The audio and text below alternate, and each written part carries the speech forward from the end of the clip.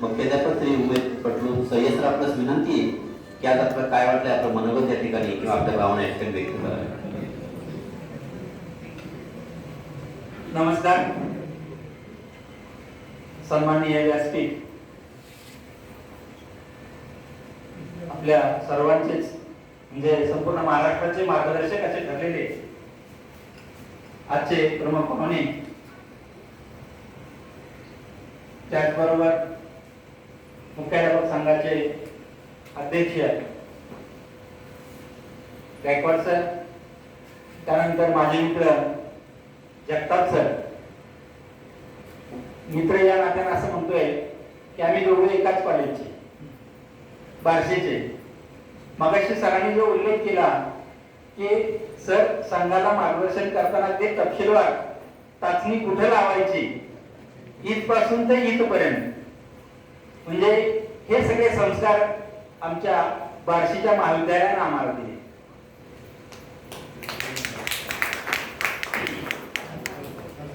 हा गद्दार मामा.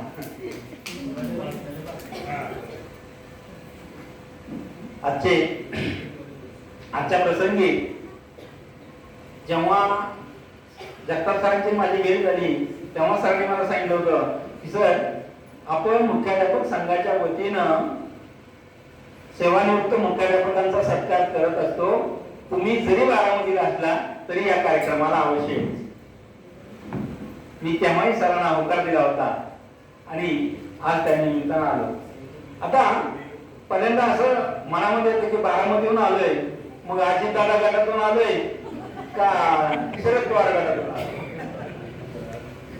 मगाशी आपले सर शरद पवार खांडेकर सर शरद पवार गटाचे आहेत असा उल्लेख मगाशी झाला होता. मी मात्र अजित पवार आणि शरद पवार ज्या शाळेमध्ये शिकले होते त्या शाळेचा मुख्याध्यापक होता आणि नंतरच्या कालावधीमध्ये, शेवटच्या कालावधीमध्ये हायस्कूलला मुख्याध्यापक पदावर आलो होतो. आणि त्यामुळे आज पुणे शहराच्या वतीनं या ठिकाणी सत्कार समारंभाला या ठिकाणी उपस्थित आहे.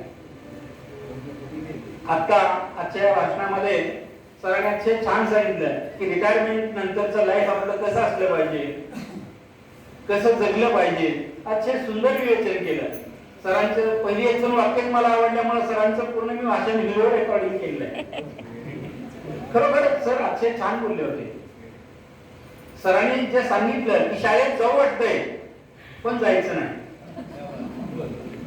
जाऊ वाटतंय बुलाती है मगर जाने का नहीं.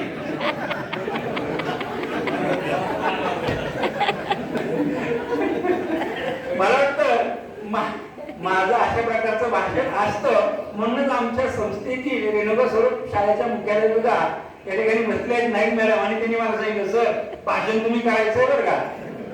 आणि जेव्हा आयोजक तुमच्या वतीनं कोण बोलणार आहे का असं विचार होतोय तेव्हा त्यांनी माझ्या अगोदर त्यांनी माझं नाव सांगितलं.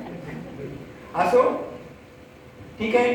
तर आपण सर्वजण आता सेवानिवृत्त झालो आणि सेवानिवृत्तीनंतर आपण कशा पद्धतीने जगायचं हे एक आम्ही कवितेतून सांगतो, कारण आपल्याला सर्वांना लांब जायचंय, वेळ थोडा राहिला असतो. एक छोटीशी कविता आहे, तीच मी या ठिकाणी सादर करतो. कविता माझी नाहीये, नादू महादेवांची कविता आहे.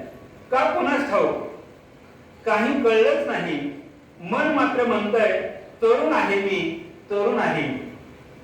का कुणास ठाऊक काही कळलंच नाही, मन मात्र म्हणतंय तरुण आहे मी, तरुण आहे मी. कसा संपला 6 पासूनचा 60 पर्यंतचा हा प्रवास काही कळलंच नाही. आपण जरी 58 ला रिटायर झाला असलो तरी आपण समजून घ्यायचं काय मिळवलं, काय कमवलं, काय गमवलं काही कळलंच नाही. मगाशी सरांनी सांगितलं की शाळेच्या व्यापामध्ये, शाळेच्या या चक्रामध्ये एवढा पण हे होतो की सगळं विसरूनच जायचो. त्यामुळं काय मिळालं, काय गमवलं, काय गमवलं काही कळलंच नाही. संपलं बालपण गेलं तारुण्य, केव्हा आलं ज्येष्ठत्व. संपलं बालपण गेलं तारुण्य, केव्हा आलं ज्येष्ठत्व काही कळलंच नाही. काल मुलगा होतो केव्हा बाप झालो आणि नंतर सासरा झालो. काल मुलगा होतो केव्हा बाप झालो आणि नंतर सासरा झालो काही कळलंच नाही, काही कळलंच नाही. केव्हा दादाचा बाबा आणि नंतर बाबाचा आवा होऊन गेलो काही कळलंच नाही. कोणी म्हणतं साठी बुद्धी नाठी, कोणी म्हणतं साठी बुद्धी नाठी, कोणी म्हणतं आली आता काठी. काय खरं आहे, काय खरं आहे काही कळत नाही. पहिले आईबापाचं चालायचं, पहिलं आईबापाचं चालायचं, मग बायकोचं चालायचं. मी महिला भगिनींची माफी घेऊन हे वाक्य म्हणते बरं का. हे असं म्हणलेलं खरं असतं. पहिलं आईबापाचं चालायचं, मग बायकोचं चालायचं, मग चालायचं मुलांचं, मग चालायचं सुनेंचं. माझं कधी चालत नाही, काही कळत नाही. बायको म्हणते आता तरी समजून घ्या, बायको म्हणते आता तरी समजून घ्या. काय समजू, काय नको समजू. मग इतकी वर्ष समजुतीनं कोणाबरोबर घेतली का कुणास ठाऊक काही कळलं नाही. मन म्हणतंय तरुण आहे मी, मन म्हणतंय तरुण आहे मी, वय म्हणतंय वेळ आहे मी, वय म्हणतंय वेळ आहे मी. या साऱ्या धडपडीत तेव्हा गुडघे झिजून गेले, काही कळलंच नाही. झडून गेले केस, लोंबू लागले गाल, झडून गेले केस, लोंबू लागले गाल. लागला चष्मा, केव्हा बदलला चेहरा, काही कळलंच नाही. काळ बदलला, मी बदललो, बदलले मित्रमंडळी, कितीही निघून गेले, किती राहिले, काही कळलंच नाही. कालपर्यंत मौज मस्ती करीत होतो मित्रासोबत, केव्हा सिनियर सिटीजन झालो, सिनियर सिटीजनचा शिक्का लागून गेला, हे काही कळलंच नाही. सून जावाई नातू पंतू आनंदी आनंद झाला, केव्हा हसलं उदास आहे जीवन, काही कळत नाही. भरभरून जगून